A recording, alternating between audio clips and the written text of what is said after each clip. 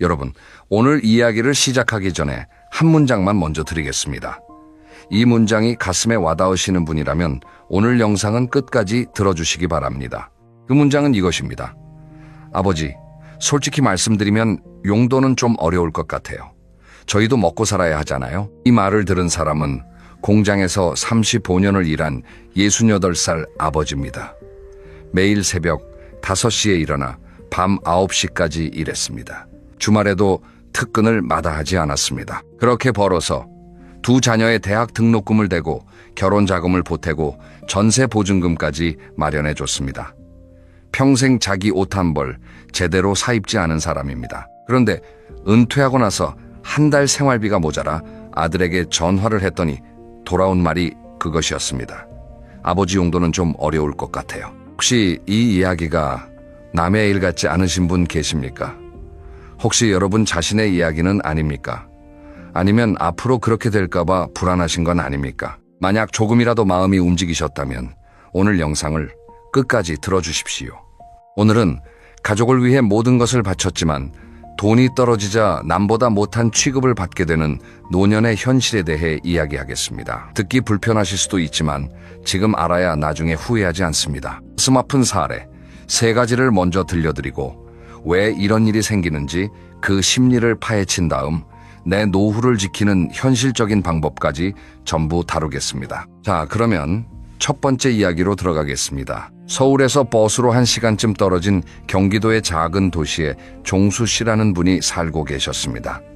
올해 68살, 앞에서 잠깐 말씀드린 그분입니다. 종수 씨는 23살에 작은 부품 공장에 취직했습니다. 그때부터 58살에 은퇴할 때까지 35년을 한자리에서 일했습니다. 중간에 공장이 어려워져서 석 달 동안 월급이 밀린 적도 있었고 손가락을 다쳐서 병원에 다닌 적도 있었습니다. 그래도 하루도 빠지지 않고 출근했습니다. 이유는 단 하나였습니다. 집에 가족이 있으니까. 종수 씨에게는 아들 하나, 딸 하나가 있었습니다. 아내와 함께 근검절약하며 2 아이를 키웠습니다. 아이들이 어릴 때 종수 씨의 하루는 이랬습니다. 새벽 5시에 눈을 뜨고 찬물로 세수를 한 다음 도시락을 싸서 공장에 갑니다. 점심은 그 도시락으로 해결하고 저녁 9시 넘어서 퇴근합니다. 집에 오면 아이들은 이미 자고 있습니다. 종수 씨가 아이들 얼굴을 볼 수 있는 시간은 주말뿐이었습니다. 그래도 불만이 없었습니다. 아들이 학교에서 상장을 받아오면 그걸로 한 달이 행복했고 딸이 아빠 용돈 벌어서 맛있는 거 사줄게 하고 말하면 그 한마디에 피로가 녹았습니다. 내가 고생하는 게 아이들한테 다 가고 있구나. 이 생각 하나로 35년을 버텼습니다. 아들 대학 등록금이 한 학기에 350만 원이었습니다. 4년이면 2,800만 원입니다. 딸도 대학을 보냈으니 합치면 5천만 원이 넘었습니다. 거기에 아들 결혼할 때 전세 보증금 5천만 원을 보태줬고 딸 결혼할 때도 혼수에 3천만 원을 썼습니다. 종수 씨 부부가 평생 모은 돈의 거의 대부분이 자녀에게 갔습니다. 은퇴하고 나서 종수 씨 통장에 남은 돈은 870만 원이었습니다. 매달 나가는 관리비, 건강보험료 식비를 합치면 한 달에 최소 70만 원은 필요했습니다. 계산기를 두드려 보면 1년도 버티기 어려운 금액이었습니다. 종수 씨는 처음에 자존심 때문에 자녀에게 말을 못했습니다. 아버지라는 사람이 돈 없다고 자식한테 손 벌리는 게 부끄러웠던 겁니다. 그래서 석 달 동안 혼자 아꼈습니다. 반찬 가짓수를 줄이고 난방비를 아끼려고 겨울에도 내복을 2겹씩 입었습니다. 외출도 자제했습니다. 버스비가 아까우니까요. 그러다 결국 더 이상 버틸 수 없는 날이 왔습니다. 통장 잔고가 87만 원까지 줄어든 날이었습니다. 종수 씨는 오래 고민 끝에 큰아들에게 전화를 했습니다.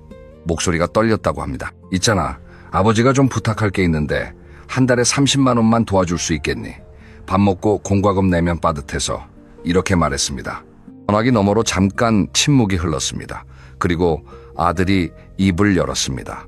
아버지, 솔직히 말씀드리면 용돈은 좀 어려울 것 같아요. 저희도 애 둘 키우면서 대출 갚고 있거든요. 저희도 먹고 살아야 하잖아요. 틀린 말은 아닙니다. 아들도 아들 나름대로 빠듯하게 살고 있을 수 있습니다. 하지만 종수 씨 가슴에 와닿은 건 그 말의 온도였습니다. 미안함도 없고 안타까움도 없는 마치 사업관계에서 거절하듯 건조한 목소리. 35년 동안 아버지가 흘린 땀에 대한 무게가 그 목소리에는 전혀 실려있지 않았습니다. 종수 씨는 그래도 포기하지 않고 딸에게 전화를 했습니다. 그런데 딸의 반응도 비슷했습니다. 아빠, 그건 오빠한테 말씀하시는 게 맞지 않아요? 오빠가 장남이잖아요.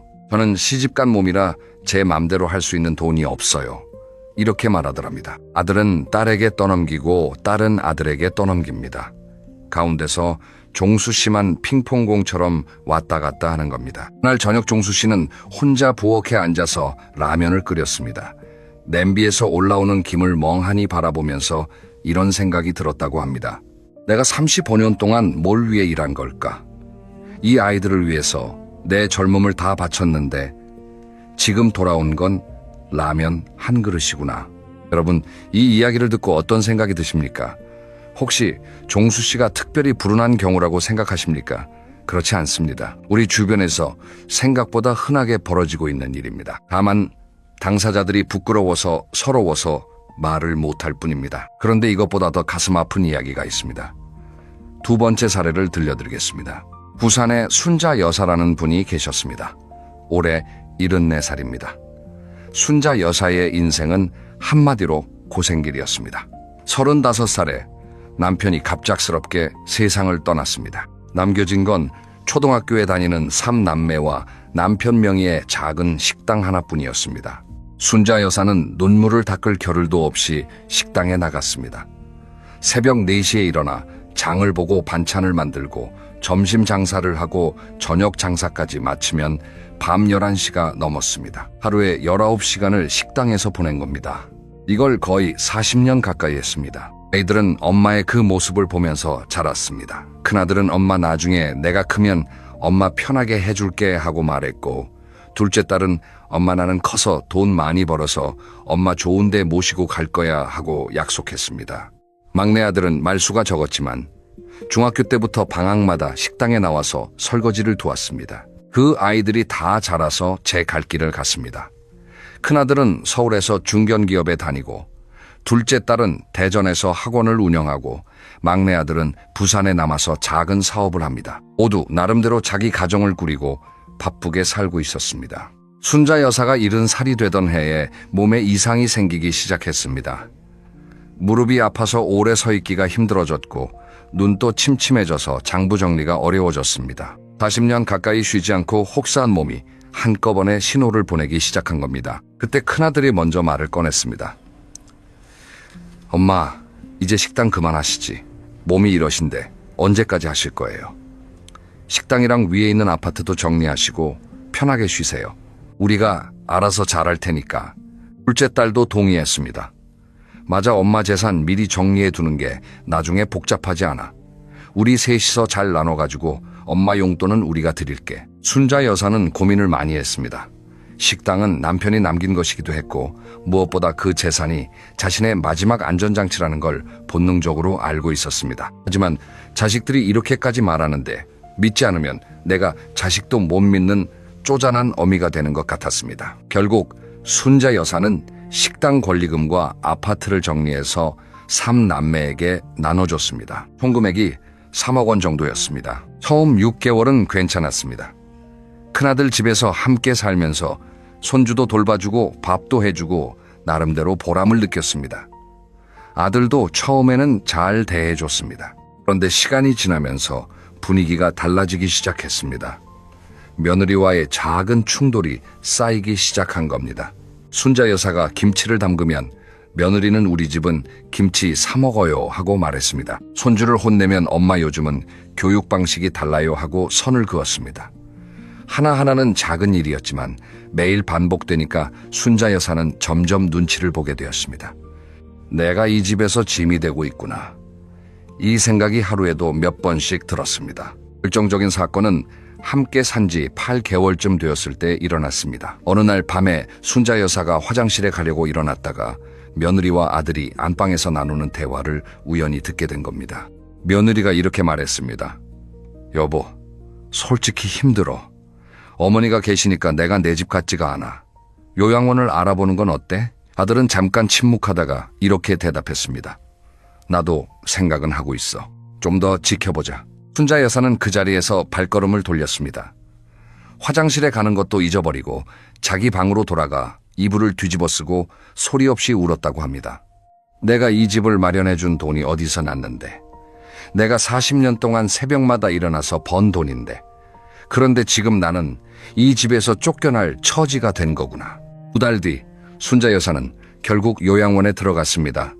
스스로 가겠다고 했다고 합니다. 더 이상 아들 집에서 눈치 보면서 사는 것보다 차라리 남의 손에 맡겨지는 게 낫겠다고 생각한 겁니다. 요양원비는 한 달에 150만 원이었습니다. 3남매가 50만 원씩 나누기로 했습니다. 처음 서너 달은 꼬박꼬박 들어왔습니다. 그런데 반년이 지나면서 둘째 딸이 먼저 말을 꺼냈습니다. 오빠나 요즘 학원이 좀 어려워서 당분간 30만 원만 낼게. 그 다음 달에는 막내가 나도 사업이 안 좋아서 좀 줄여야 할 것 같아 하고 말했습니다. 결국 1년이 지나자 3남매가 합쳐서 보내는 돈이 100만 원도 안 되는 달이 생기기 시작했습니다. 부족한 금액은 순자 여사 본인의 기초연금에서 메꿔야 했습니다. 면회는 더 줄었습니다. 처음에는 한 달에 2-3번 오던 아이들이 2달에 한 번, 석 달에 한 번으로 뜸해졌습니다. 명절에도 전화 한 통이 전부인 달이 늘어갔습니다. 순자 여사는 요양원 침대에 누워서 창밖을 바라보며 이렇게 중얼거렸다고 합니다. 재산을 넘기기 전에는 우리가 알아서 할 테니까 걱정 마세요. 하더니 넘기고 나니까 나는 없는 사람이 됐구나. 여러분, 이 이야기에서 가장 가슴이 아픈 부분이 어디라고 생각하십니까?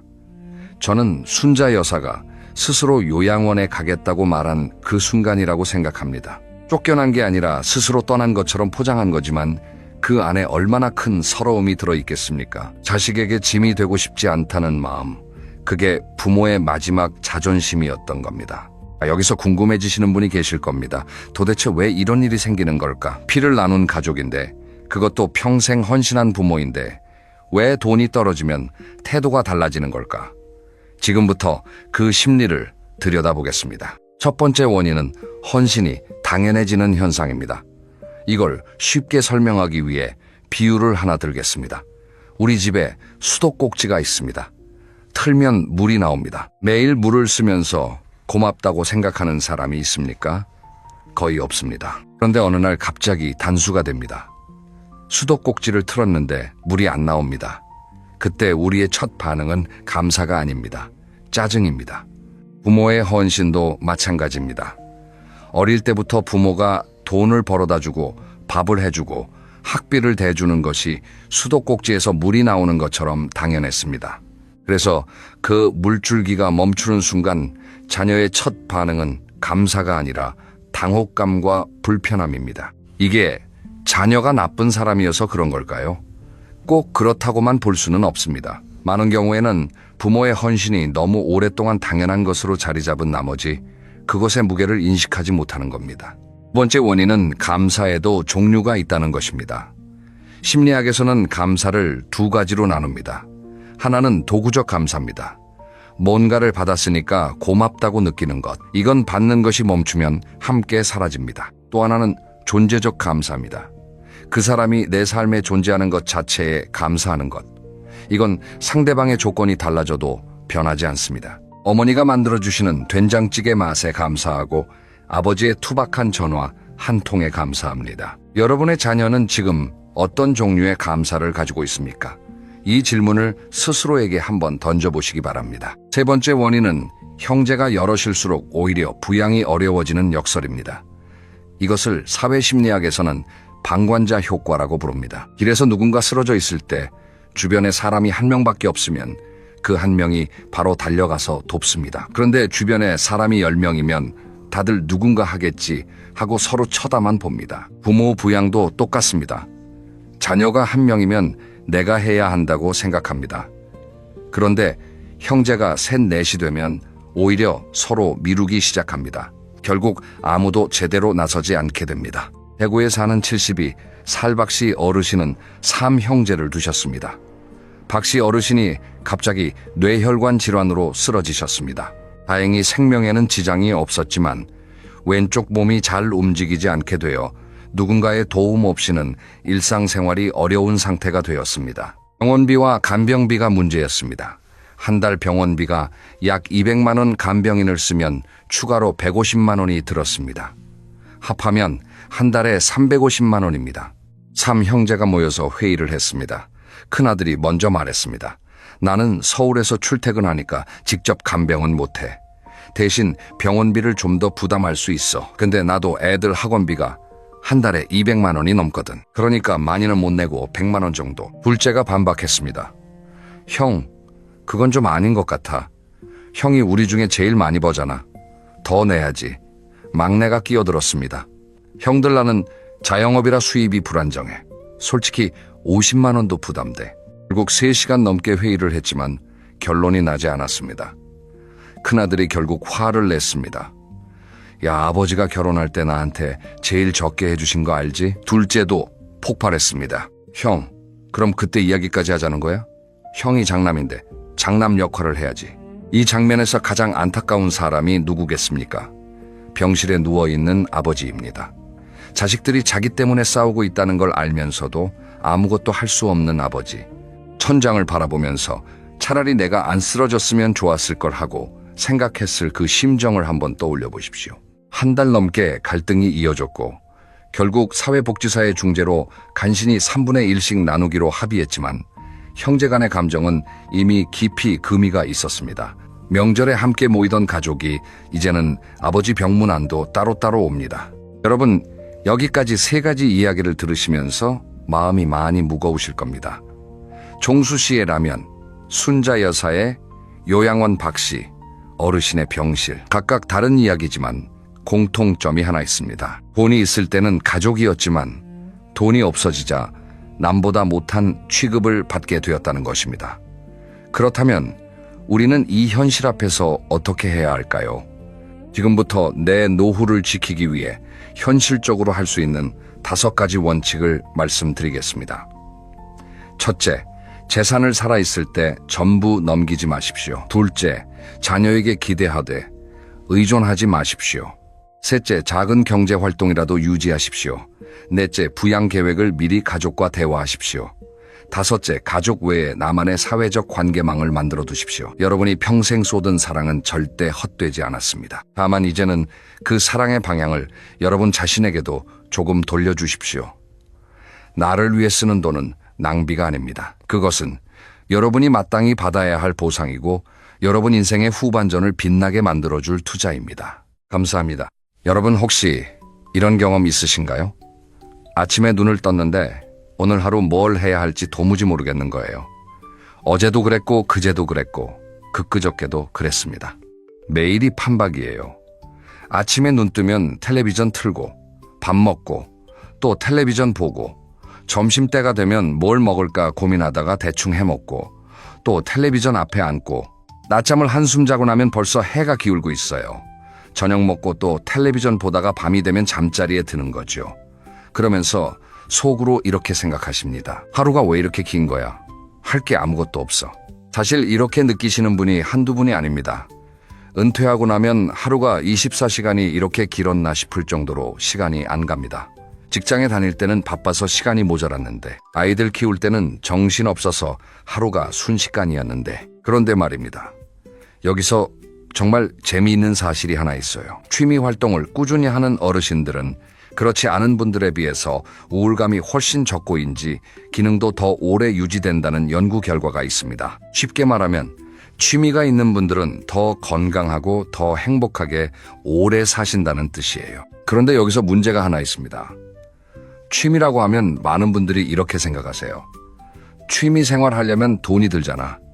골프를 치려면 장비에 회원권에 돈이 얼마야. 여행을 가려면 교통비에 숙박비에 또 돈이고 악기를 배우려면 악기도 사야 하고 학원비도 내야 하고 그러니까 돈 없으면 취미도 못 가지는 거야. 맞습니다. 돈이 드는 취미들이 분명히 많습니다. 하지만 오늘 제가 알려드리는 10가지 취미는 전혀 다릅니다. 돈이 한 푼도 안 들거나 거의 안 드는 것들만 골랐어요. 집에서 할 수 있는 것도 있고 밖에서 할 수 있는 것도 있고 오늘 이 10가지를 끝까지 들으시면 아마 내일부터 하루가 짧게 느껴지실 겁니다. 할 게 너무 많아서요. 오늘 밤 잠자리에서 내일은 뭘 먼저 해볼까 하고 설레는 마음이 드실 수도 있어요. 자, 그러면 첫 번째 취미부터 시작하겠습니다. 첫 번째는 걷기 산책입니다. 아니, 산책이 무슨 취미야 하고 생각하실 수 있어요. 그냥 걷는 건데 뭐가 대단하다고. 그냥 걷는 건 뭐냐면요, 슈퍼에 갈 때 걷고 병원 갈 때 걷고 은행 갈 때 걷는 거잖아요. 목적지가 있으니까 빨리 도착하려고만 하지 주변을 둘러보지 않습니다. 하지만 취미로서의 산책은 다릅니다. 목적지가 없어요. 아니, 정확히 말하면 걷는 것 자체가 목적입니다. 한번 이렇게 해보세요. 내일 아침에 집을 나서면서 오늘은 우리 동네를 탐험해봐야지 하고 마음먹어보세요. 평소에 안 가본 골목으로 들어가 보시는 거예요. 매일 지나다니는 큰 길 말고 골목골목을 천천히 걸어보시면 처음 보는 것들이 눈에 들어옵니다. 어느 집 담벼락에 장미가 예쁘게 피었네. 저 골목 끝에 작은 공원이 있었구나. 여기 살면서 처음 알았. 그리고 계절의 변화를 느껴보세요.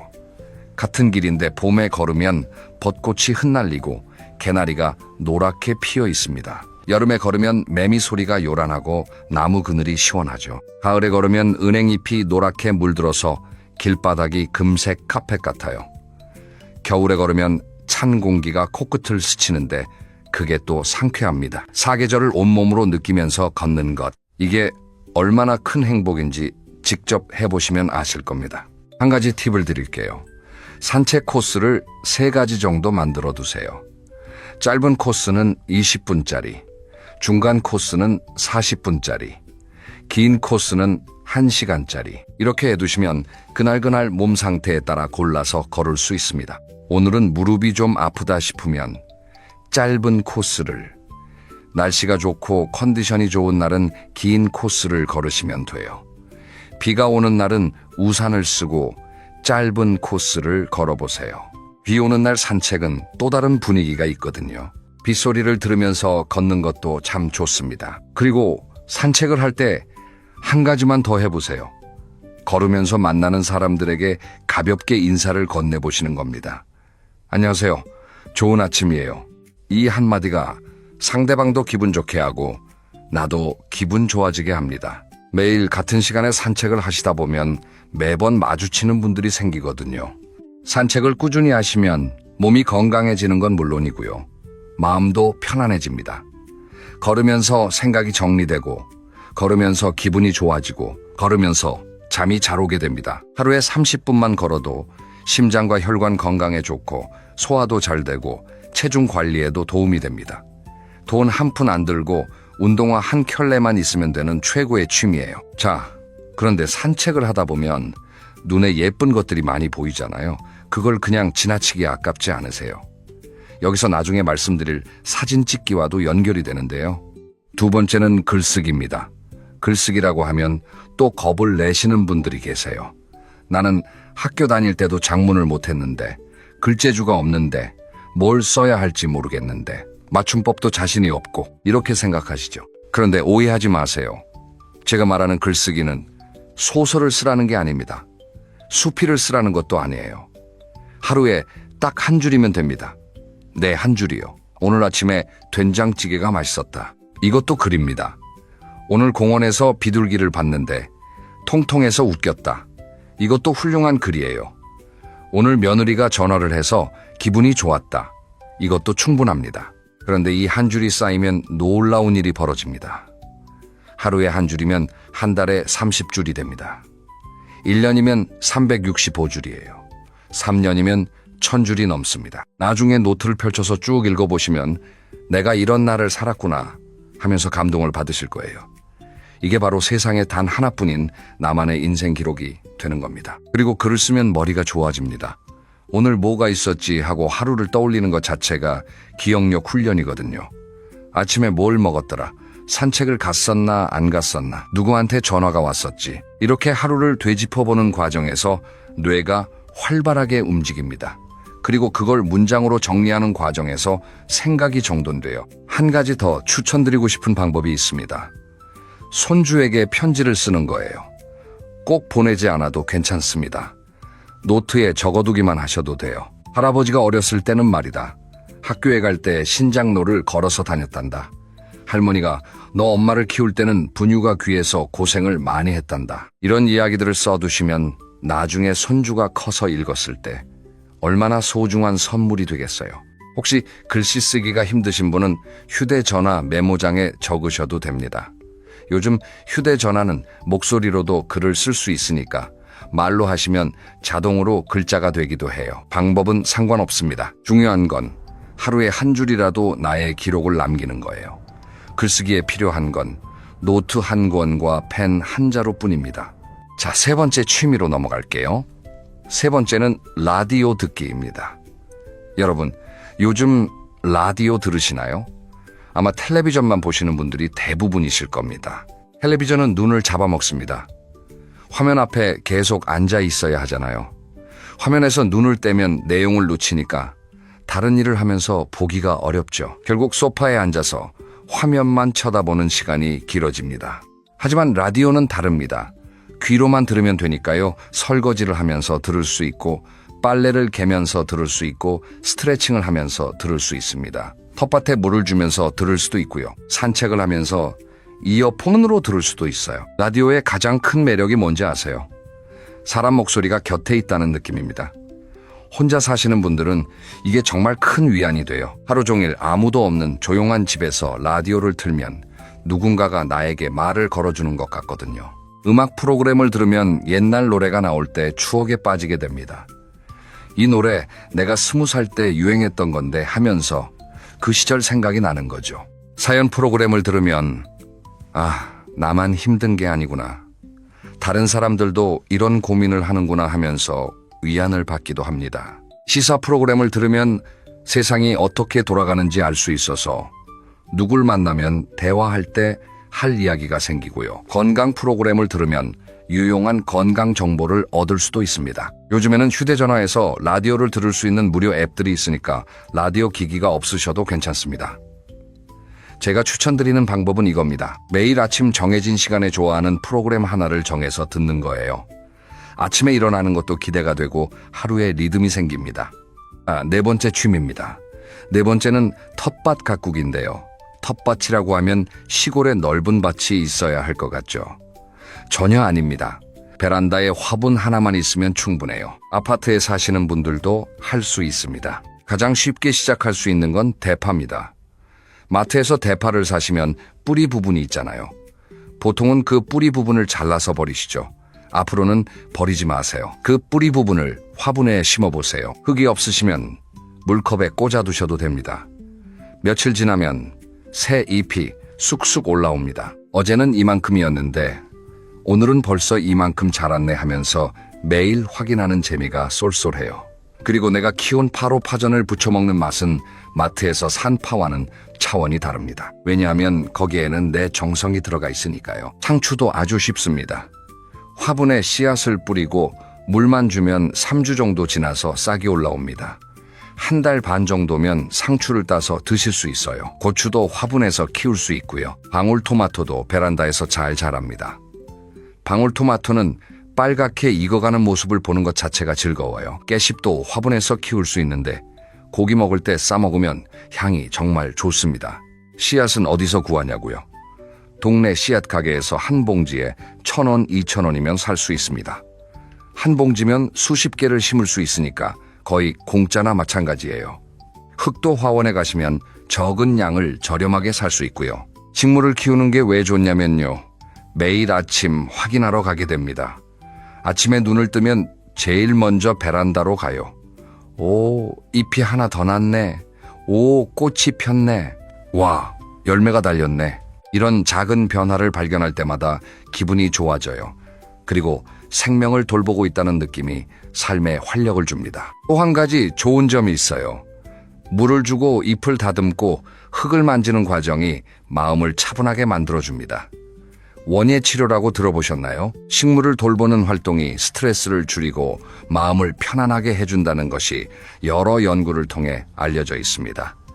화분 하나가 치료제가 되는 셈이에요. 자, 다섯 번째 취미입니다. 맨손 체조와 스트레칭인데요. 이건 취미인 동시에 건강관리이기도 해서 일석이조입니다. 그리고 특별한 장비가 전혀 필요 없어요. 내 몸 하나면 됩니다. 아침에 일어나시면 몸이 뻣뻣하시죠. 여기가 결리고 저기가 뻐근하고 그 상태로 바로 활동을 시작하면 몸에 무리가 갑니다. 그런데 딱 10분만 맨손 체조를 하고 나면 몸이 완전히 달라져요. 제가 간단한 아침 루틴을 하나 알려드릴게요. 아침에 일어나시면 침대에서 바로 내려오지 마시고요. 누운 채로 기지개를 먼저 크게 켜주세요. 양팔을 머리 위로 쭉 뻗고 발끝도 쭉 뻗어보세요. 그 다음에 무릎을 세워서 좌우로 천천히 넘겨보세요. 그 다음에 일어나서 제자리에 서세요. 양팔을 크게 돌려주세요. 앞으로 10번, 뒤로 10번. 어깨가 풀리는 게 느껴지실 거예요. 그 다음에 허리에 손을 얹고 상체를 좌우로 천천히 비틀어주세요. 그 다음에 의자 등받이를 잡고 까치발을 들었다 내렸다 해주세요. 마지막으로 양팔을 하늘 높이 쭉 뻗고 기지개를 크게 켜주세요. 저녁에는 스트레칭을 해주시면 좋습니다. 의자에 앉은 상태에서 할 수 있는 것들이에요. 먼저 목을 좌우로 천천히 기울여 주세요. 그 다음에 어깨를 으쓱으쓱 올렸다 내려주세요. 그 다음에 앉은 채로 한쪽 다리를 쭉 펴서 발끝을 당겨보세요. 마지막으로 앉은 상태에서 상체를 앞으로 천천히 숙여보세요. 이렇게 5분만 해주시면 자기 전에 몸이 풀려서 잠도 잘 오게 됩니다. 중요한 건 매일 하는 겁니다. 하루 빠지면 이틀 빠지게 되고 이틀 빠지면 3일 빠지고 그러다 보면 그냥 안 하게 돼요. 아침에 눈 뜨면 침대에서 기지개부터 켜는 걸 습관으로 만들어 보세요. 운동기구도 필요 없고 운동복도 필요 없고 헬스장 회원권도 필요 없습니다. 내 몸이 곧 운동기구예요. 자, 여기서 잠깐 생각해 볼게요. 지금까지 5가지 취미를 말씀드렸습니다.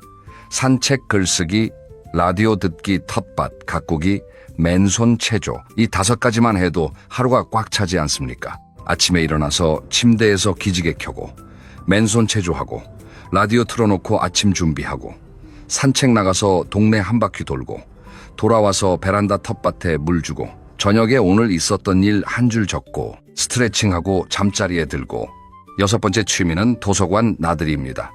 여러분 동네에 도서관이 있다는 거 알고 계시죠? 그런데 마지막으로 도서관에 가본 게 언제인가요? 그런데 요즘 도서관은 옛날 도서관과 많이 다릅니다.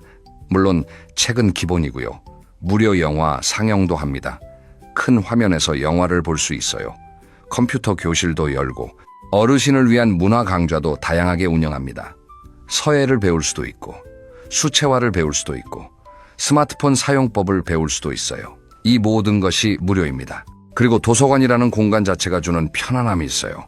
조용하고 깨끗하고 냉난방이 잘 되어 있고 의자도 편하고요. 여름에 덥다고 집에서 에어컨 틀면 전기세 걱정되잖아요. 도서관에 가시면 시원한 데서 책도 읽고 전기세도 아끼고 일석이조입니다. 책을 꼭 처음부터 끝까지 다 읽으실 필요 없어요. 관심 있는 부분만 쭉 훑어보셔도 됩니다. 건강 관련 책도 좋고 역사책도 좋고 요리책을 보면서 새로운 요리에 도전해보시는 것도 좋고요. 사진집을 구경하시는 것도 좋습니다. 세계 여행 사진집을 보면 안 가보고도 여행한 기분이 드니까요. 그리고 도서관에 자주 가시다 보면 얼굴을 아는 분들이 생깁니다. 매일 같은 시간에 오시는 분이 있으면 자연스럽게 인사를 하게 되고 인사가 대화가 되고 대화가 친분이 되어서 새로운 친구가 생기기도 합니다. 일주일에 2-3번 도서관에 다녀오시는 것만으로도 생활에 리듬이 생기고 나가는 이유가 생기니까 운동도 되고 사람도 만나게 됩니다. 한번 가보세요. 7번째 취미는 바둑과 장기입니다. 바둑이나 장기를 두시는 분들은 이미 아시겠지만 이것만큼 머리를 쓰는 활동도 드물어요. 다음 수를 생각하고 상대방의 전략을 읽고 판 전체를 내려다보면서 계획을 세우는 과정이 두뇌를 아주 활발하게 움직이게 합니다. 두뇌를 자주 쓰면 인지 기능이 유지되는데 도움이 됩니다. 바둑이나 장기를 모르시는 분들도 걱정하지 마세요. 경로당에 가시면 잘 두시는 어르신들이 항상 계시거든요. 옆에서 구경하다 보면 자연스럽게 배우게 됩니다. 저 수는 왜 거기에 두셨어요? 하고 물어보시면 친절하게 설명해 주세요. 가르쳐 달라고 하시면 대부분 기꺼이 알려주십니다. 경로당이나 공원에 가시면 바둑판이나 장기판을 펼쳐놓고 두시는 분들이 꼭 계시잖아요. 처음에는 옆에서 구경만 하셔도 됩니다. 구경하는 것도 재미있거든요. 와, 저걸 어떻게 봤지 하면서 감탄하기도 하고 구경하다 보면 자연스럽게 빠져들게 됩니다. 사실 바둑이나 장기의 진짜 매력은 승부가 아닙니다. 마주 앉아서 나누는 대화가 매력이에요. 한수 두고 한마디 하고 또 한수 두고 또 한마디 하고 세상 돌아가는 이야기도 하고 자식 자랑도 하고 바둑판 앞에서 나누는 수다가 외로움을 달래주는 명약이 됩니다. 경로당이 멀거나 가시기 어려우시면 휴대전화에 바둑 앱이나 장기 앱을 설치해서 혼자 연습하실 수도 있습니다. 컴퓨터 상대로 두는 것도 충분히 재미있어요. 8번째 취미는 노래 부르기입니다. 여러분, 노래 좋아하시죠?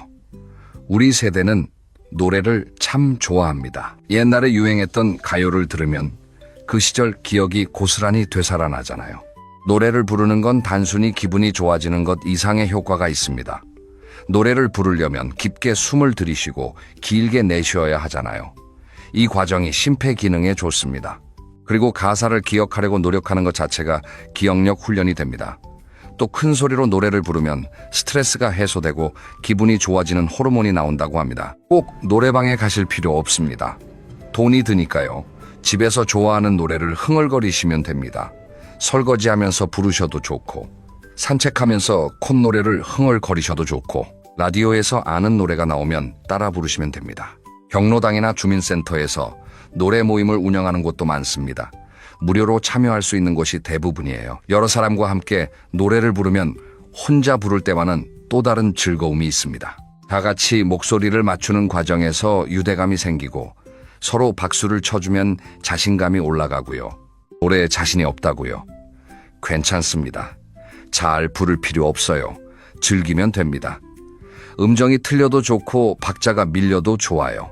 중요한 건 내가 즐겁느냐. 이거 하나입니다. 목소리가 곧 악기예요. 누구나 태어날 때부터 갖고 있는 세상에서 하나뿐인 악기입니다. 오늘부터 꺼내서 마음껏 써보세요. 9번째 취미는 사진 찍기입니다. 사진이라고 하면 비싼 카메라가 필요할 것 같죠? 전혀요. 여러분, 주머니에 있는 휴대전화면 충분합니다. 요즘 휴대전화 카메라 성능이 얼마나 좋은데요? 산책하시면서 예쁜 것이 눈에 들어오면 찍어보세요. 하늘이 예쁘면 하늘을 찍고, 구름 모양이 재미있으면 구름을 찍고, 꽃이 피었으면 꽃을 찍고, 나비가 앉아있으면 나비를 찍으세요. 고양이가 담벼락 위에서 낮잠을 자고 있으면 고양이를 찍으세요. 한 가지 재미있는 방법을 알려드릴게요. 같은 장소를 계절마다 찍어보세요. 우리 집 앞 나무를 봄에 찍고, 여름에 찍고, 가을에 찍고, 겨울에 찍는 거예요. 봄에는 새싹이 나오고, 여름에는 초록잎이 무성하고, 가을에는 빨갛고 노랗게 물들고, 겨울에는 앙상한 가지만 남아있죠. 나중에 내 장을 나란히 놓고 보면 같은 나무가 이렇게 다를 수가 있구나 하면서 감탄하게 됩니다. 찍은 사진을 손주한테 보내드리는 것도 좋은 방법입니다. 할머니가 오늘 예쁜 꽃 봤다 하면서 사진을 보내면 손주가 좋아하거든요. 와, 할머니 예쁘다. 어디서 찍었어요? 하고 답이 옵니다. 그러면 자연스럽게 대화가 시작돼요. 또 하루에 한 장씩 사진을 찍어서 모아두시면 나중에 사진 일기가 됩니다. 날짜별로 정리하면 이날은 하늘이 이렇게 예뻤구나. 이날은 꽃이 만개했구나. 이렇게 사진으로 보는 일기가 되는 거죠. 사진을 찍다 보면 세상을 보는 눈이 달라집니다. 예전에는 그냥 지나쳤던 것들이 하나하나 눈에 들어오기 시작해요. 담벼락의 그림자 모양이 예쁘다든가, 시장 골목의 색깔이 다채롭다든가, 같은 동네인데 카메라를 들고 보면 전혀 다른 동네처럼 보여요. 자, 이제 마지막 10번째 취미입니다. 봉사활동이에요. 봉사라고 하면 대단한 걸 해야 할 것 같지만 전혀 그렇지 않습니다. 앞에서 말씀드린 9가지 취미가 주로 나를 위한 것이었다면 봉사는 남을 위한 것입니다.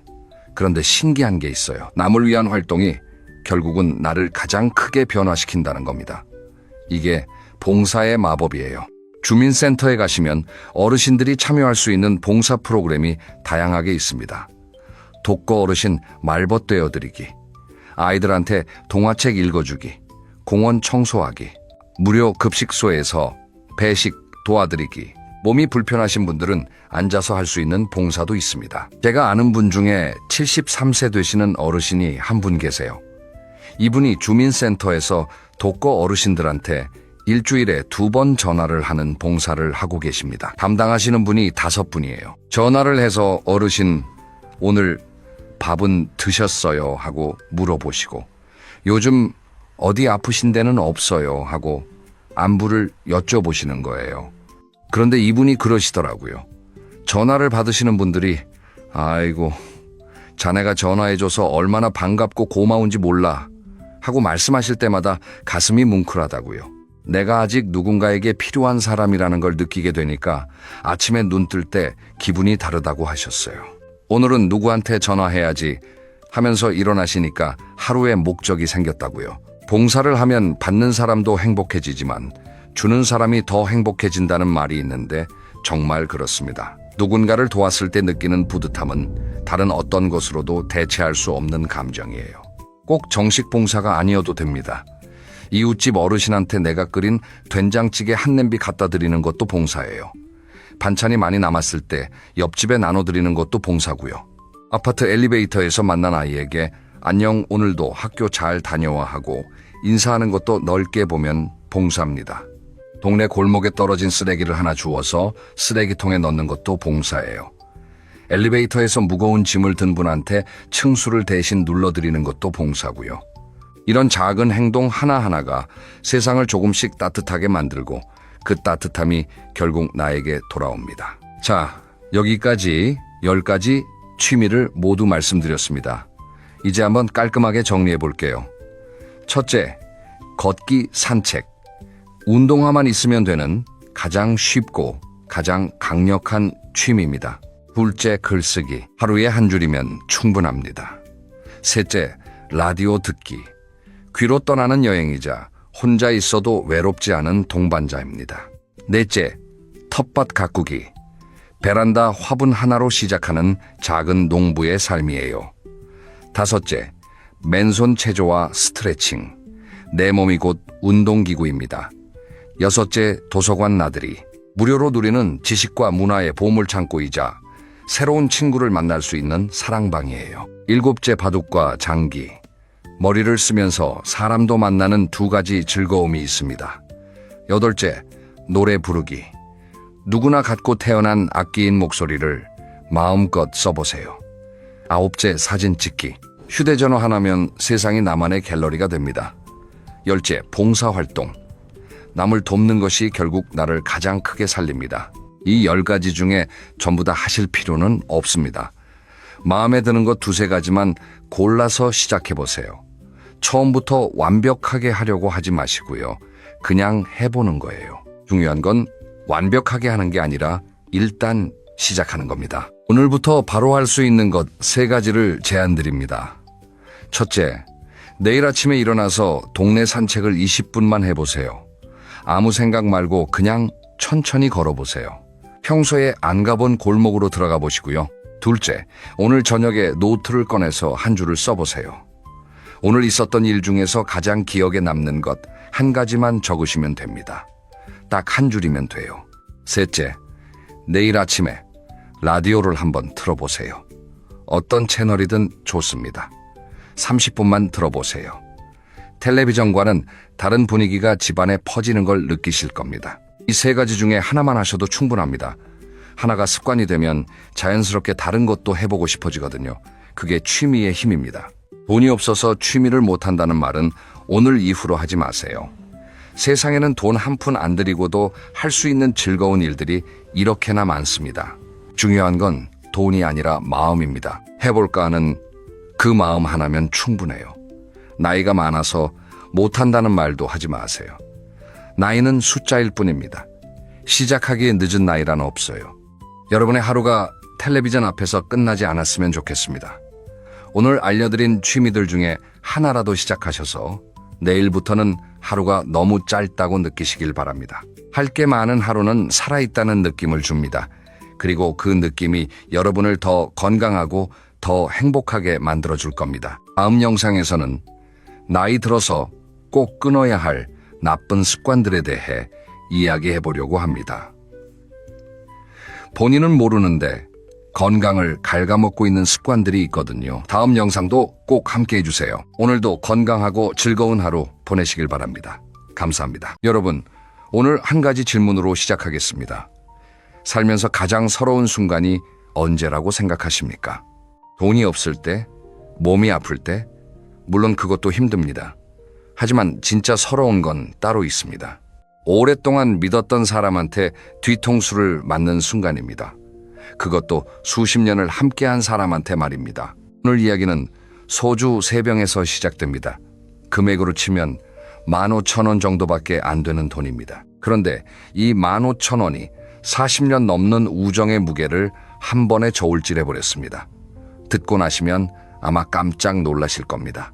그리고 동시에 여러분 주변에도 혹시 이런 사람이 있지 않은지 떠올리시게 될 겁니다. 오늘 영상에서는 돈 앞에서 본색을 드러내는 사람의 심리, 내가 잘 되면 오히려 배 아파하는 사람의 특징, 그리고 말년에 반드시 정리해야 할 관계와 그 구체적인 방법까지 전부 다루겠습니다. 끝까지 들으시면 여러분의 남은 인생이 훨씬 가벼워지실 거라고 감히 말씀드립니다. 자, 그럼 이야기 속으로 들어가 보겠습니다. 서울 외곽의 한 작은 도시에 영호 씨라는 분이 살고 계셨습니다. 올해 66살, 평생을 성실하게 일하고 몇 해 전에 은퇴한 평범한 가장입니다. 영호 씨에게는 40년 넘게 알고 지낸 친구가 한 명 있었습니다. 이름은 재수 씨라고 하겠습니다. 둘은 25살 때 같은 공장에서 처음 만났습니다. 함께 야근도 하고 퇴근 후에 소주도 기울이면서 형제처럼 지내왔습니다. 결혼식에도 서로 들러리를 섰고 자녀가 태어났을 때도 가장 먼저 축하 전화를 한 사이였습니다. 영호 씨는 늘 이렇게 생각했습니다.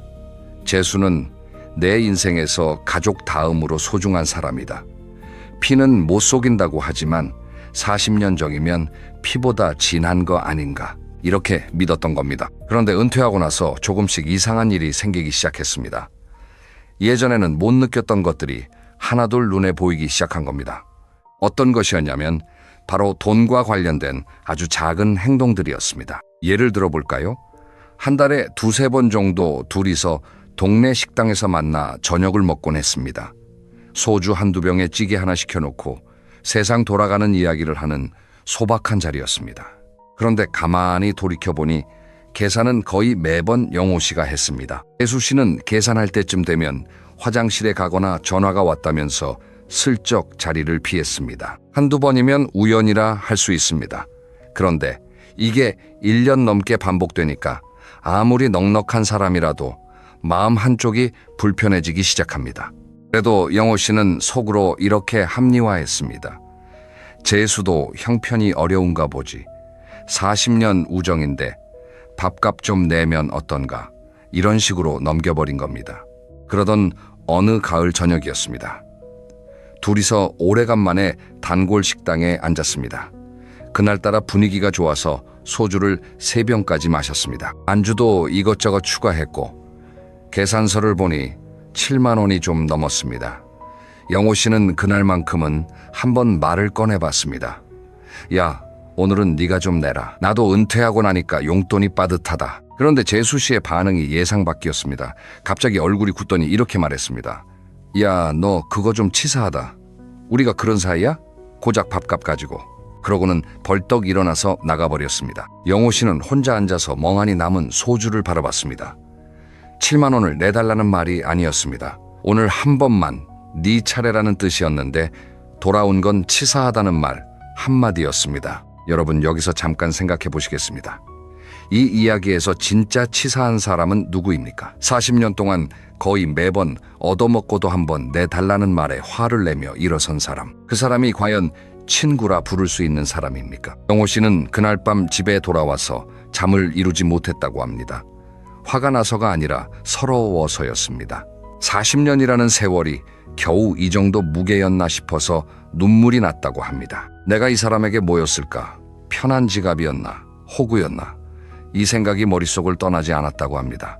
이 이야기를 듣고 혹시 남의 일 같지 않다고 느끼시는 분 계십니까? 만약 그렇다면 지금부터 하는 이야기를 더 집중해서 들어주시기 바랍니다. 왜냐하면 이건 단순히 밥값 문제가 아니기 때문입니다. 그 안에 숨어있는 인간 심리의 민낯을 제대로 들여다봐야 앞으로의 인간관계에서 같은 상처를 반복하지 않을 수 있습니다. 그러면 왜 작은 돈에서 사람의 본색이 드러나는 걸까요? 이 부분이 정말 중요합니다. 사실 큰 돈 앞에서는 누구나 긴장합니다. 수백만 원, 수천만 원이 걸린 문제에서는 아무리 못된 사람도 신중하게 행동합니다. 들킬까봐 조심하는 겁니다. 그런데 작은 돈은 다릅니다. 만 원, 2만 원, 커피 한 잔 값처럼 티가 안 나는 금액에서는 사람이 방심합니다. 방심하는 순간에 진짜 성격이 튀어나오는 겁니다. 이걸 좀 더 쉽게 설명해 드리겠습니다. 비 오는 날 우산을 생각해 보십시오. 큰 비가 쏟아지면 누구나 우산을 꼭 챙깁니다. 젖으면 큰일 나니까요. 그런데 보슬비가 올 때는 어떻습니까? 이 정도는 괜찮겠지 하고 대충 넘기는 사람이 많습니다. 인간관계에서 작은 돈이 바로 이 보슬비와 같습니다. 별것 아닌 것 같지만 그 태도에 그 사람의 본질이 고스란히 드러납니다. 매번 커피를 얻어 마시면서도 고맙다는 말 한마디 없는 사람. 경조사비는 꼬박꼬박 받아가면서 남의 경조사에는 슬쩍 빠지는 사람. 회비는 안 내면서 모임 혜택은 챙기는 사람. 이런 행동 하나하나가 보슬비처럼 작아 보이지만 그 사람의 인품을 정확하게 보여주는 거울입니다. 여기서 좀 더 깊이 들어가 보겠습니다. 왜 어떤 사람은 이렇게 계산적으로 행동할까요? 단순히 돈이 아까워서일까요? 물론 그런 경우도 있습니다. 하지만 대부분은 그것보다 더 뿌리 깊은 심리가 작용합니다. 심리학에서는 이런 사람들의 내면에 일종의 결핍감이 있다고 봅니다. 항상 내가 손해보는 것 같다는 불안, 남보다 뒤처지면 안 된다는 조바심, 이런 것들이 무의식적으로 작동하는 겁니다. 그래서 아무리 작은 것이라도 공짜로 챙길 수 있으면 챙기고 내 것을 내놓는 건 극도로 꺼립니다. 문제는 이런 사람일수록 겉으로는 아주 정상적으로 보인다는 점입니다. 오히려 말을 잘하고 사교적이어서 처음에는 좋은 사람처럼 느껴집니다. 하지만 시간이 지나면서 작은 돈 앞에서 하나씩 꼬리를 드러냅니다. 여러분 혹시 이런 경험 있으십니까? 같이 식사를 하는데 메뉴를 고를 때부터 유독 비싼 것만 골라서 시키는 사람.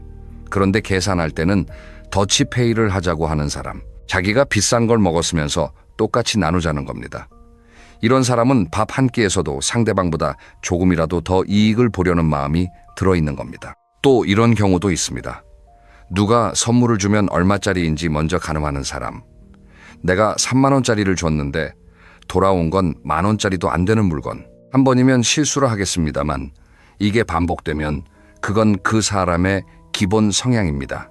재미있는 연구가 하나 있습니다. 사람의 경제적 행동을 오래 관찰하면 그 사람의 대인 관계 태도를 상당히 정확하게 예측할 수 있다고 합니다. 쉽게 말하면 돈 쓰는 습관을 보면 그 사람이 관계에서 어떤 태도를 취하는지 알 수 있다는 뜻입니다. 작은 돈에 인색한 사람은 감정에서도 인색합니다. 자기 돈 한 푼 안 쓰려는 사람은 자기 시간도 자기 마음도 남에게 안 줍니다. 반대로 작은 것에도 기꺼이 나누는 사람은 마음도 넉넉합니다. 이것은 거의 예외가 없는 법칙과 같습니다. 그래서 저는 이렇게 말씀드리고 싶습니다. 친구의 진짜 모습을 알고 싶으면 큰 사건이 터질 때까지 기다릴 필요가 없습니다. 커피 한 잔, 밥 한 끼 택시비 한 번, 이런 사소한 장면에서 이미 답이 나와 있습니다. 다만 우리가 보고 싶지 않아서 외면하고 있었을 뿐입니다. 자, 여기서 한 가지 더 생각해 볼 것이 있습니다. 작은 돈의 본색이 드러나는 것도 뼈 아프지만 사실 돈보다 더 무서운 것이 있습니다. 그것은 바로 시기와 질투입니다. 돈은 그래도 눈에 보입니다. 계산서를 보면 누가 냈는지 알 수 있습니다. 하지만 시기와 질투는 눈에 안 보입니다. 웃는 얼굴 뒤에 숨어서 조용히 여러분의 마음을 갉아먹습니다. 이것이 왜 더 무서운지 지금부터 말씀드리겠습니다. 여러분 주위에 이런 분 혹시 계시지 않습니까? 내가 좋은 소식을 전했을 때 진심으로 기뻐해 주는 것 같으면서도 어딘가 표정이 자연스럽지 않은 사람, 말로는 축하한다, 잘됐다 하면서 눈빛이 따라가지 않는 사람. 예를 들어 보겠습니다.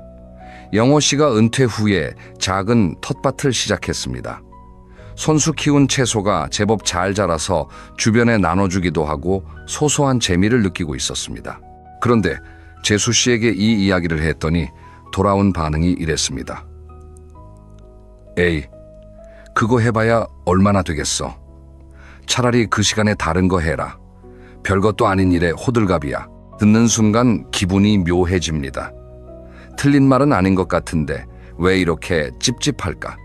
그 찝찝함의 정체가 바로 시기입니다. 친구가 작은 행복이라도 느끼고 있는 게 자기 입장에서는 불편한 겁니다. 그래서 교묘하게 물을 끼얹는 겁니다. 충고하는 척, 걱정하는 척 포장하면서 말입니다. 이런 패턴은 자녀 이야기에서 더 선명하게 드러납니다. 중장년 세대에서 자녀 이야기는 아주 민감한 주제입니다. 내 자식이 좋은 직장에 들어갔다, 결혼을 잘했다, 이런 이야기를 했을 때 진짜 친구라면 어떤 반응을 보일까요? 와, 정말 대단하다. 그동안 고생한 보람이 있네. 자네 참 잘 키웠어. 이런 반응이 자연스럽습니다. 그런데 시기심이 있는 사람은 다릅니다. 표면적으로는 축하를 하지만 곧바로 자기 자식 이야기로 넘어갑니다. 그래? 우리 아들도 요즘 승진했어. 이런 식으로 은근슬쩍 비교를 시작합니다. 또는 노골적으로 깎아내리기도 합니다. 거기 좋긴 한데 야근이 많다며? 월급은 괜찮아? 이런 질문을 던지면서 상대방의 기쁨에 조금이라도 흠집을 내려 합니다. 이게 왜 무서운지 아십니까? 한두 번 겪으면 그냥 지나칩니다. 그런데 이것이 수년, 수십 년 동안 반복되면 나도 모르게 좋은 일이 생겨도 그 사람한테는 말을 안 하게 됩니다. 기쁜 소식을 나누고 싶은데 나눌 수 없는 사이가 되어버리는 겁니다. 그러면 그 관계는 이미 우정이 아닙니다. 한 가지 더 말씀드리겠습니다. 시기심이 강한 사람의 특징 중에 아주 교활한 패턴이 하나 있습니다. 제3자를 끌어들이는 겁니다. 예를 들면 이렇습니다. 영호가 요즘 텃밭한다고 난리야. 늙어서 할 일이 없나 봐. 이 말을 다른 친구에게 하는 겁니다. 직접 면전에서 하면 싸움이 나니까 뒤에서 돌려 깎는 겁니다. 이런 사실을 나중에 전해 듣게 되면 그 배신감은 정면으로 욕을 듣는 것보다 몇 배는 더 큽니다. 내가 없는 자리에서 나를 깎아내리는 사람, 그 사람의 웃는 얼굴을 떠올리면 소름이 돋을 정도로 서늘해집니다. 여러분, 진짜 친구는 내가 없는 자리에서도 나를 지켜주는 사람입니다. 반대로 가짜 친구는 내가 없는 자리에서 나를 깎아내리는 사람입니다. 이 한 문장만 기억하셔도 여러분 주변 사람들의 진짜 얼굴이 보이기 시작할 겁니다. 자, 그러면 한 가지 의문이 생기실 겁니다. 알겠어. 그런 사람이 있다는 건 알겠는데 구체적으로 어떤 신호를 보면 확실히 구별할 수 있느냐? 지금부터 그 이야기를 하겠습니다. 저는 오랫동안 인간관계에 대한 여러 이야기들을 접하면서 에너지를 빼앗는 사람들에게는 공통된 패턴이 있다는 것을 발견했습니다. 이것을 저는 3가지 신호라고 정리해봤습니다. 첫째, 만나고 나면 이상하게 지치는 사람입니다. 이게 무슨 뜻이냐면 이렇습니다. 친구를 만나면 보통은 기분이 좋아지지 않습니까? 오래간만에 수다 떨고 밥 먹고 웃고 나면 속이 후련해지고 내일도 힘내야지, 이런 기분이 드는 게 정상입니다. 그런데 유독 어떤 사람을 만나고 오면 피곤합니다. 몸이 피곤한 게 아니라 마음이 피곤합니다. 왜 이런 현상이 생길까요? 그 사람이 대화하는 방식을 잘 떠올려 보십시오. 보통 이런 사람은 대화의 대부분을 자기 이야기로 채웁니다. 자기 불만, 자기 고민, 자기 자랑. 여러분의 이야기에는 관심이 별로 없습니다. 여러분이 뭔가를 말하면 대충 듣는 척하다가 금방 자기 이야기로 돌립니다. 이런 대화를 2-3시간 하고 나면 당연히 지칩니다. 왜냐하면 여러분은 그 시간 동안 계속 들어주는 역할만 한 겁니다. 관계라는 것은 주고받는 것인데 한쪽에서만 계속 주기만 하면 소진되는 게 당연합니다. 한번 점검해 보십시오. 최근 석 달 동안 만난 사람들을 떠올려 보시고 만나고 나서 기분이 어땠는지 솔직하게 생각해 보십시오. 둘째, 내 경계선을 반복적으로 무시하는 사람입니다.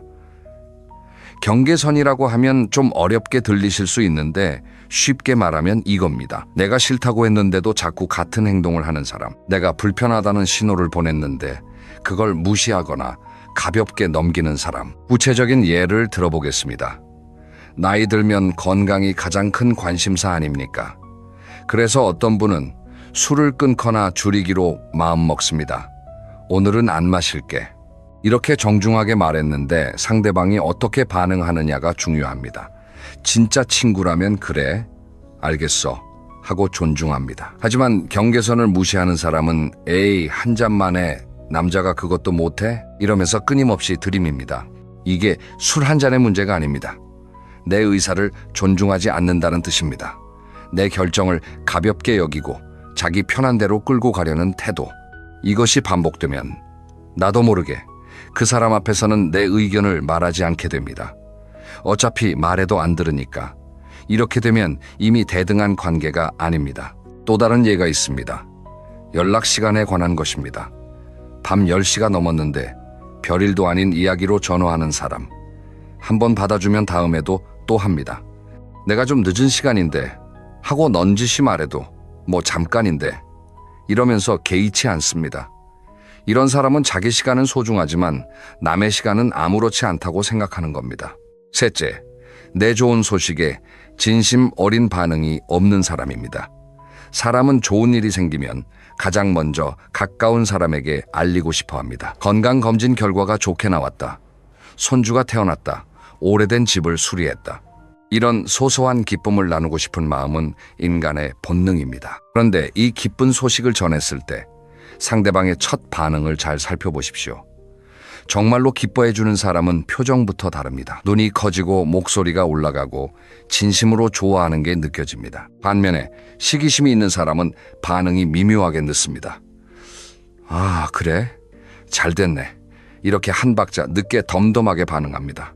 이 세 가지 신호 중에 한 가지라도 반복적으로 나타나는 사람이 있다면 한 발짝 물러서서 그 관계를 객관적으로 바라볼 필요가 있습니다. 오래 알았다는 이유만으로 유지하기에는 여러분의 남은 시간이 너무 소중합니다.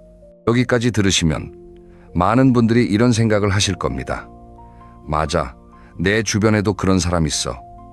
그런데 수십 년을 알고 지낸 사이인데 어떻게 끊어? 나이 들어서 친구 하나 더 잃으면 외로워지는 거 아닌가? 이런 걱정이 드시는 거 충분히 이해합니다. 그래서 지금부터 관계를 정리하는 구체적인 방법에 대해 말씀드리겠습니다. 무작정 연락을 끊으라는 이야기가 아닙니다. 현실적이고 건강한 방법을 알려드리겠습니다. 먼저 가장 중요한 원칙 하나를 말씀드립니다. 모든 관계를 한꺼번에 끊으려 하지 마십시오. 관계 정리는 갑자기 문을 닫는 게 아니라 서서히 창문을 조절하는 것과 같습니다. 구체적으로 어떻게 하느냐? 첫째, 연락 빈도를 자연스럽게 줄이십시오. 둘째, 만남의 형태를 바꾸십시오. 둘이서만 만나는 자리를 피하고 여러 명이 함께하는 자리에서만 만나는 겁니다. 셋째, 내 감정의 통장 잔고를 점검하십시오. 이게 무슨 말이냐면 인간관계도 은행 통장과 같습니다. 좋은 관계는 서로 입금하고 출금하면서 잔고가 늘어납니다. 상대방이 나에게 좋은 에너지를 주면 입금, 내가 상대방에게 주면 출금. 건강한 관계는 이 잔고가 어느 정도 균형을 이룹니다. 그런데 나만 계속 입금하고 상대방은 출금만 하는 관계가 있습니다. 이런 관계는 언젠가 잔고가 바닥나고 결국 관계 부도가 납니다. 여기서 하나 더 중요한 것을 말씀드리겠습니다. 관계를 정리한다고 해서 미움을 가지라는 게 아닙니다. 미워하면 내가 더 힘듭니다. 미움이라는 감정은 상대방한테 가는 게 아니라 내 안에 머물면서 나를 갉아먹습니다. 그러니까 정리라는 건 미워하겠다가 아니라 더 이상 에너지를 쓰지 않겠답니다. 마음속으로 이렇게 말해보십시오. 그 사람은 그 사람대로 살아가겠지. 나는 나대로 살겠다. 이렇게 담담하게 놓아주는 겁니다. 혹시 이 말이 와닿지 않으시는 분을 위해 비유를 하나 더 들겠습니다. 우리 집 화분을 생각해 보십시오. 화분에 심은 식물이 아무리 물을 주고 햇빛을 줘도 시들어가면 어떻게 합니까? 안타깝지만 내 잘못이 아닙니다. 그 식물의 뿌리가 이미 썩었기 때문입니다. 아무리 정성을 쏟아도 살릴 수 없는 관계가 있습니다. 그때는 새로운 화분에 새 흙을 담고 건강한 씨앗을 심어야 합니다. 자, 여기서 어떤 분은 이렇게 생각하실 수 있습니다. 나이 60이 넘어서 새로운 인연을 어디서 만들어? 이미 늦은 거 아닌가? 충분히 이해합니다. 하지만 이것은 사실이 아닙니다. 오히려 인생 후반에 만드는 인연이 더 진실됩니다. 젊을 때의 인연은 학교, 직장, 지역 같은 환경이 만들어줍니다. 하지만 나이 들어서 맺는 인연은 온전히 내 선택으로 만나는 관계입니다. 동네 문화센터에서 서예를 배우다가 만난 친구 아침마다 공원에서 걷기 운동을 하다가 인사를 나누게 된 사이, 봉사활동을 하다가 알게 된 분, 이런 관계들은 돈이나 이해관계로 시작된 게 아니기 때문에 순수합니다. 영호 씨도 결국 그 과정을 거쳤습니다.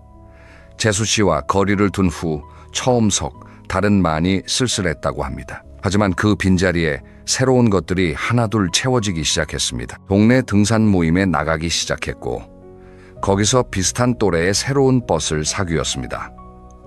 놀라운 건 이 새로운 관계에서는 밥값 때문에 기분 나빠지는 일이 없었다는 겁니다. 서로 자연스럽게 번갈아 내고 오히려 더 내겠다고 실랑이를 벌이는 사이가 되었습니다. 영호 씨는 이렇게 말했습니다.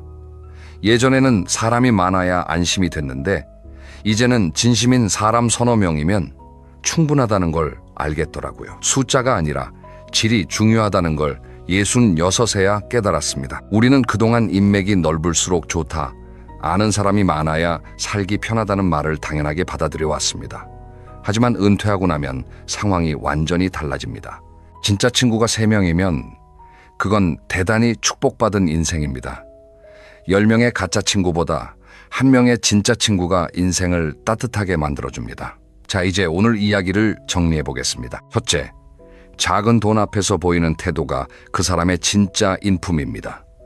둘째, 내가 잘 될 때 진심으로 기뻐하지 못하는 사람은 친구가 아닙니다. 셋째, 만나고 나면 지치는 사람, 내 경계를 무시하는 사람, 내 기쁨에 진심 어린 반응이 없는 사람, 이 3가지 신호를 기억하십시오. 넷째, 관계 정리는 미움이 아니라 놓아주는 것입니다. 여러분, 인간은 결국 혼자라는 말이 있습니다. 하지만 저는 이렇게 생각합니다. 혼자라는 것을 받아들이는 순간 비로소 곁에 남아있는 사람의 소중함이 보입니다. 떠날 사람은 떠나게 두십시오. 대신 남겨진 자리를 깨끗하게 비워두십시오. 그 자리에 정말 여러분을 아끼는 사람이 들어와 앉게 될 겁니다. 오늘 이 이야기가 여러분의 마음에 작은 울림이 되었기를 바랍니다. 감사합니다.